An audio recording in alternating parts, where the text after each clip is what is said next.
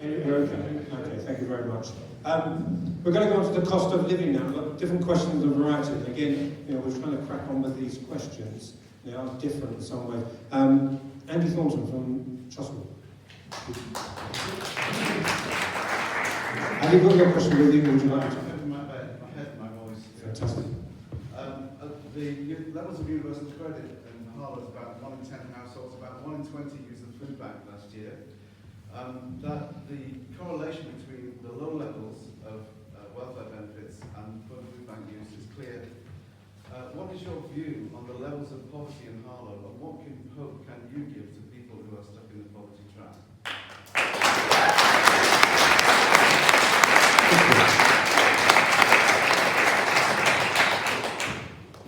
Andy, thank you for your question. It's a sense of shame, and it should be a sense of shame to everybody in this room, that we currently live in a country which is one of the most richest in the world, but we still have double the amount of food banks in this country than we have McDonald's. I'm not going to comment on whether we've got too many McDonald's or not.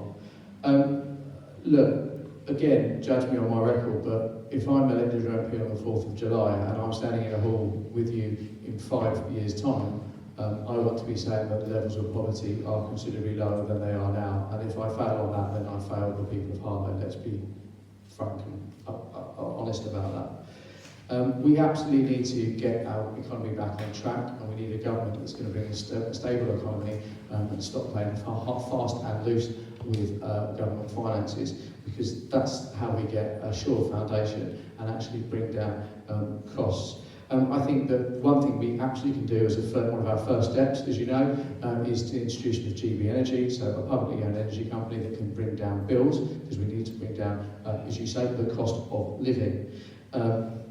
We've also made a commitment to a new deal for working people, which includes a real living wage for everybody, and ban some of the terrible employment practices. But what can I do as an MP? Well, the answer is to work with you and your colleagues to tackle this issue head on. We need to look at the reasons that people go into poverty, but ultimately, we need to bring down food prices, we need to bring down energy prices, and the way we do that is bring in a stable economy and a stable government, because we haven't had that for so long, unfortunately.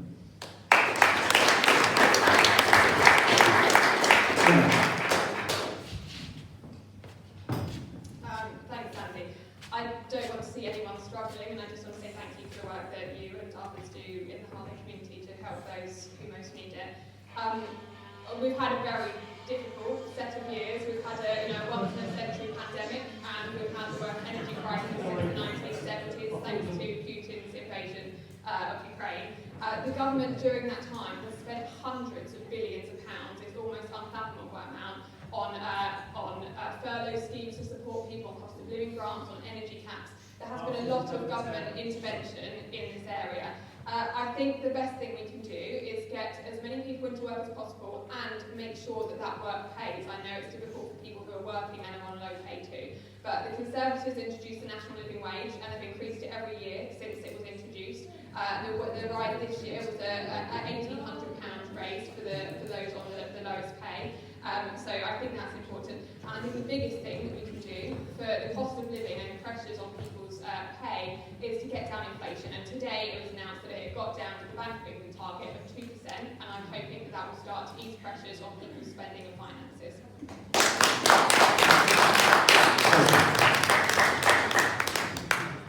Thanks, Andy. And thank you also for the work you do for the Harlow Poverty Alliance. It really is very much appreciated. So yeah, we're the 6th richest country in the world, and there are now 7.2 people living in food insecure households. That's 2.1 million of state school students are eligible for free school meals, but 800,000 who are living in poverty don't qualify for that. How much would it cost to get rid of child poverty? What price can we put on that? Well, the Green Party suggested a figure of 1.8 billion to get rid of it, and that would lift 1.1 million children out of poverty, 800,000 out of deep poverty, and 300,000 out of poverty. So where are you going to get 1.8 billion? Well, we can tell you already that 500 million has already been spent on the illegal Rwanda scheme. If they keep going off that, keep bashing on about sending people to Rwanda, that's going to go up to probably about another 2.5 billion.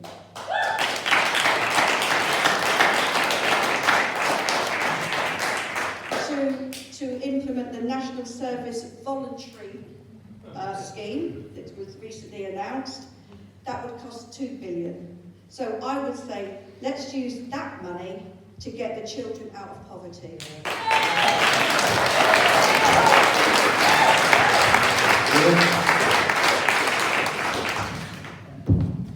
Thanks for your question and the work that you're actually doing. Look, we are the 5th largest economy in the world, so 5th or 6th, and we've got a crisis in our systems. So the question you really have to ask yourself is, where's all the money going? There's a lot of revenue coming in, where's the money going? With regard to poverty specifically, there are things that we can do. So, food bills.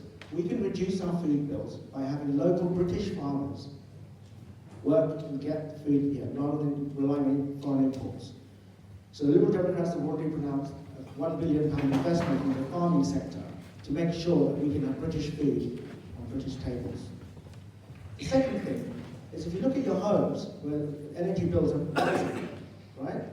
So we've said we will insulate the homes, especially of the poor people, that we can make sure that their bills don't rise. The third thing, I say, look, children are going to schools, particularly from poor people, from poorer backgrounds, and they're going there without any food. So we're going to give primary school children, secondary school children, free school meals. And I think what the two-child limit, the two-child benefit limit, is another reason why children and the parents are being poorer as we go through.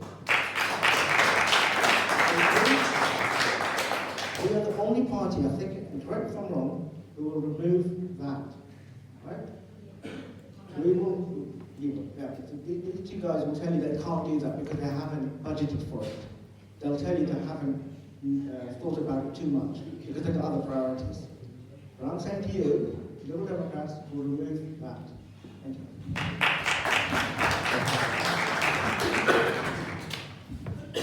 Okay. We believe the best way of getting people out of poverty is to incentivise work, is to reduce their bills, and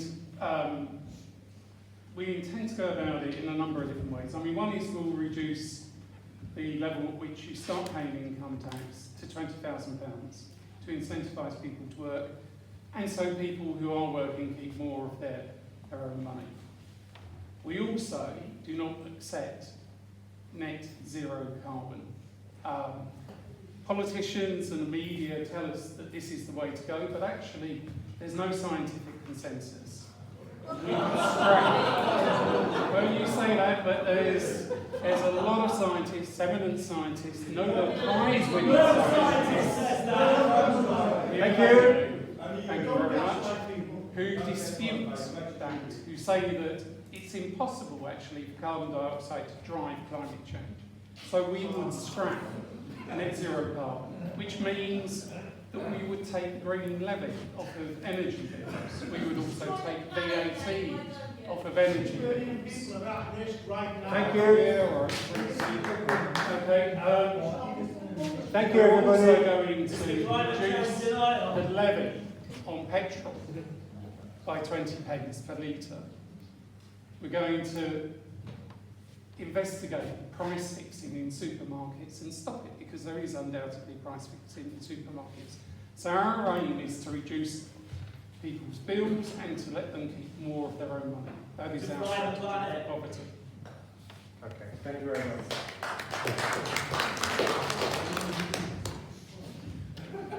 Chris? Anything? Mark?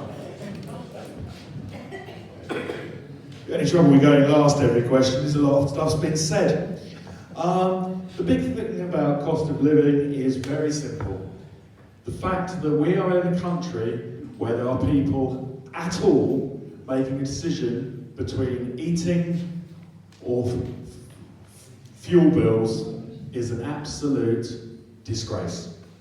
There is no question about it, and the idea that there is a government or anyone who doesn't want to do something about it is wrong. Let's be straight about it. Now that means that what we have to do is we have to get fuel bills down, we have to get food bills down. It's that simple. And if that means getting rid of ridiculous taxation, we've got to get rid of some ridiculous taxation. We also need to help people who are going into food banks, and because we've got to make work pay, and work has got to pay, and we've got to get people off benefits. We've got to get people with more money in their pocket to make their decisions, and that's the way to go. Thank you. I've got a few other questions on this topic, but we're going to have to crack on. It's almost 5 to 8, so I'm just going to go to one of the other questions and then get maybe 2 people to answer it. Mr. Woods. Mike, are you? Yes? The UK's government borrowings are unsustainably high. So, in view of the cost of living problems, which everyone's aware of, what are the top 5 areas where the candidates' parties would make cuts in government spend to reduce taxes and leave people with more of their own money to pay their bills? What cuts are you going to make? Cuts are you going to make? Not enough cuts. Ria? This might be a poison child's question, I think. Don't accept the premise of the question, it's dodgy. You've had enough cuts, 14 years. Thank you.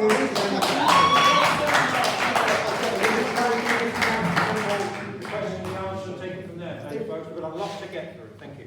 I mean, look, that was going to be my point, because I think if you're going to talk about cuts to services, that's what you're talking about. No, What you kind of cuts? assume that. No, I'll ask you, what kind of cuts are you talking about?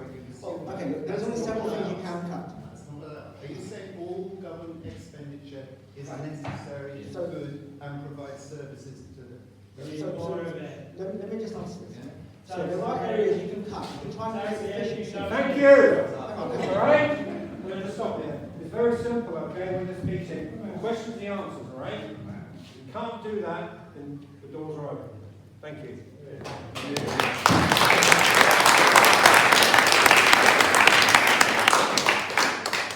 I think we have to look at what you can cut and what you can't cut, right? I'm not going to give you an answer about saying we're going to cut this, this, and this. We have to look at where we can create efficiencies in a real way, not just arithmetically on a piece of paper. Where can we have efficiencies and still deliver the services that people need, right? That's really important. Because certain people do need support, and we do need services. We do need our schools to work better. We do need our health service to be better. But we can't go down the road of saying cuts is the only option.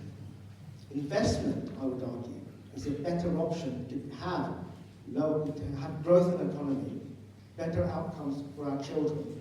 And then you can say, how do you reduce the national debt?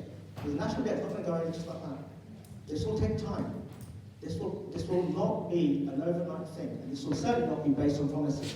This has to be hard work with all the different stakeholders to identify where we can be more efficient in our tax policy, and also make sure that we still keep the services that we need.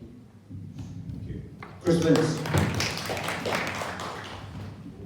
Thank you for your question. It's interesting, isn't it, that we've had 14 years of austerity, but actually we've had the national debt tripled in that time by this current government. So it's clear that austerity doesn't work. It cuts hard, it affects people's lives, it damages people's lives. It actually isn't an effective way of running the country. Labour have produced a fully costed manifesto. We have more than just the pay numbers in our manifesto.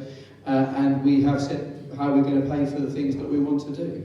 We're not going to make promises that we can't keep. We're not going to make huge policy statements ad hoc that we can't afford to pay for, but we are going to do what we can to stabilise the economy and to ensure that we have get back Britain's future, frankly. We've talked about the VAT on private schools. We've said that we're going to look at how we cut many of the tax loopholes The current government said they were getting tough on tax, but we know of the huge numbers of cuts they made to the HMRC. I know my mum was one of them. And we're going to have a windfall tax on the oil and gas companies. We know that the next Labour government is going to be inheriting one hell of a mess. This is, you know, I mean, someone said it's like, you know, inheriting, it's like 1997, but times 10, the mess that we're going to inherit. We need sensible policies, we need sensible leadership, and we need a real plan to actually tackle the massive issue that this economy is facing, and that you will get under Keir Starmer's leadership and a Labour government.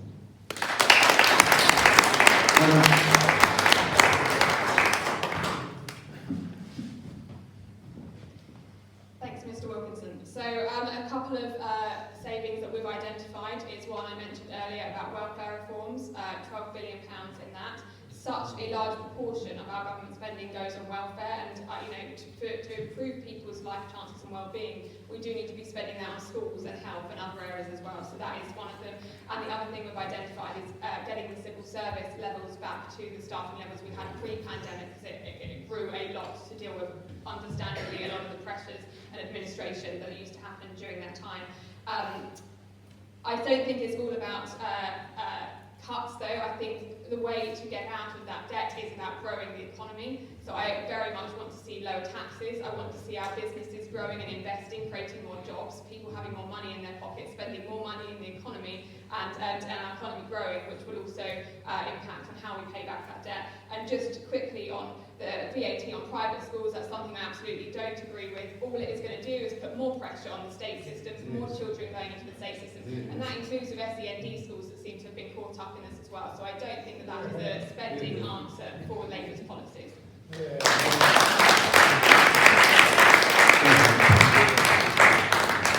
I'll keep this short. We would tax the billionaires and the millionaires. If you've got £10 million of assets, you can put your hand in your pocket, because you have been taken out of this country. You have had the free education. You had all the help that you wanted. We would be taxing fuel companies. We would tax the big businesses like the Starbucks. We'll stop all these loopholes where they're opening up offices in the BVI, in Switzerland and Malta, and all these little pockets just to escape their payment of tax. Those with the broad shoulders, they've had their share. They've made their money. How much is enough? It's time to be putting back into society. We've got a crisis, so let's fix it all together.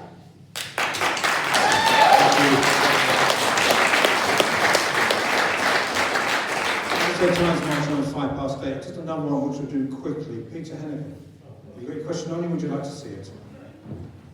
No, I can read it. You can read it, okay. No, I don't need to. Any questions? Off you go. What we've heard so far, we've had a shortage of teachers, we've got a shortage of nurses, we've got a shortage of care workers, etc. We've got a massive welfare budget of £60 billion, I think it is, going on to universal credit. So why do we not get people on universal credit? And I don't mean people on universal credit that are actually working. Why don't we get people on universal credit into work?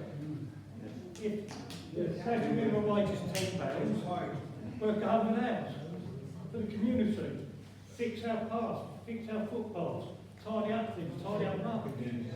And as an ex-employer, when you interview somebody for a job and they come to you to say, no, I've been working, I've been doing this, you think that's great, that person gets off their backside, it will be good for you. If somebody comes to you with no work experience, you can't judge them. So, thank you.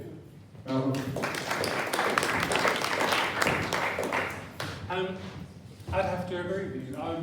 We think universal credit is a very manifesto. Sorry?